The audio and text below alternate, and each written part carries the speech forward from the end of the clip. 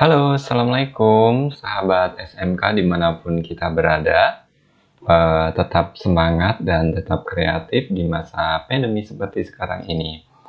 Pada kali ini saya saya Sukardiono dari SMK Pertanian Negeri Kota Serang akan memberikan sedikit terkait video pengibasan seri Guru Belajar seri AKPM. Nah, tentunya pertama kita sudah melalui step by step, kalau tidak salah ada 5 step yang ada di guru pembelajaran seri AKM, dan ini adalah rangkaian seri tugas terakhir terhadap tugas AKM ini.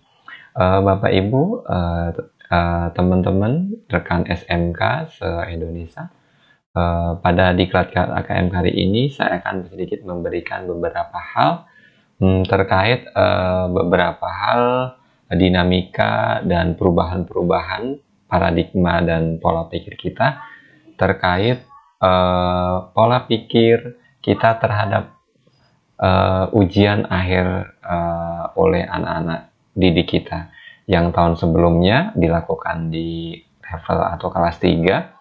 Dan pada mulai tahun 2021 ini, pemerintah melalui Kementerian Pendidikan RI akan mengevaluasi dan memetakan mutu pendidikan di Indonesia melalui AKPM, Asesmen Kompetensi Minimal.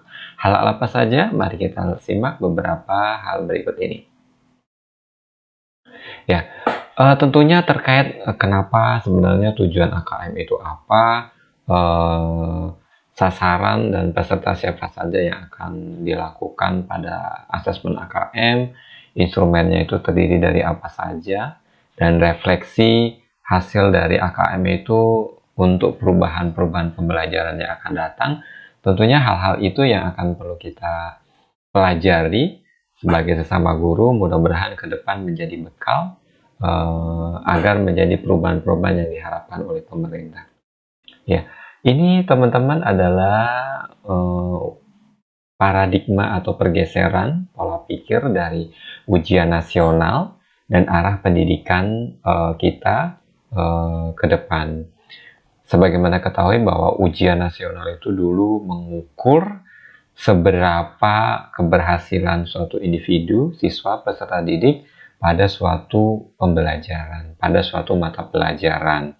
Bahkan tahun-tahun sebelumnya itu sampai ada yang namanya lulus, tidak lulus, bahkan saya adalah termasuk salah satu siswa sebagai kelinci percobaan dengan dulu ada status lulus dan tidak lulus. Nah, itulah UN. Tapi bagaimana dengan arah pendidikan yang sekarang, arah pendidikan AKM seperti tahun ini, bahwa ternyata AKM ini digunakan untuk merubah atau menilai, mengevaluasi pola pendidikan kita secara menyeluruh.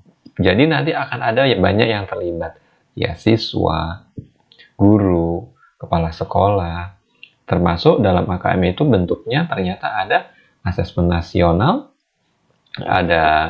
ada namanya survei karakter dan survei lingkungan sekolah.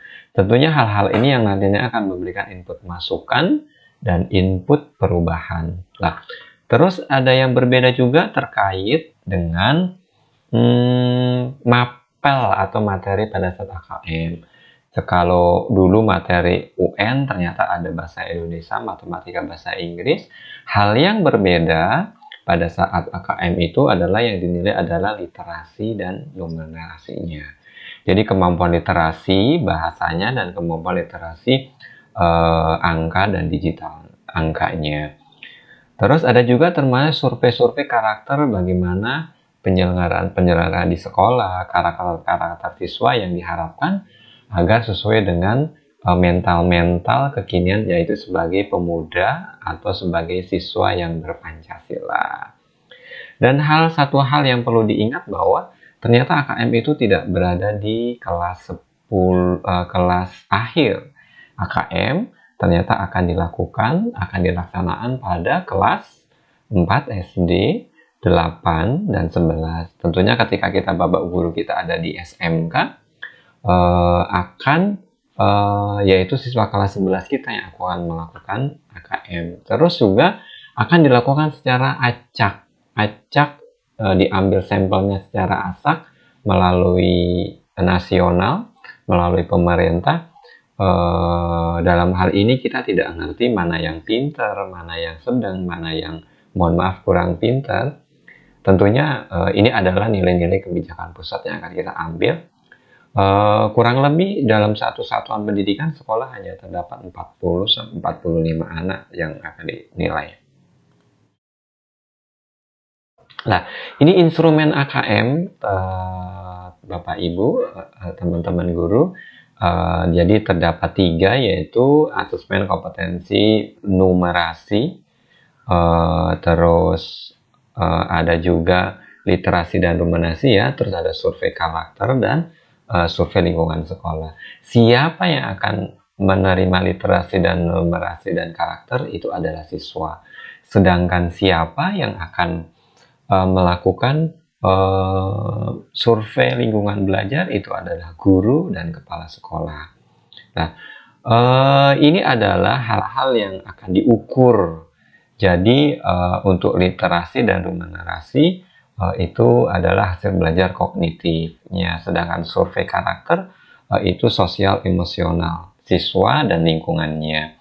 Sedangkan untuk survei lingkungan itu adalah hal-hal yang perlu diukur sebagai parameter agar lingkungan sekolah kita dapat berubah sesuai dengan perkembangan dan dinamika perubahan yang terjadi sekarang ini. Nah, ini adalah komponen asesmen nasional ada di kelas 5, kelas 8 untuk SMP dan kelas 11 untuk SMA dan SMK. Sedangkan untuk AKM nasional ini untuk literasi dan numerasi ini untuk siswa.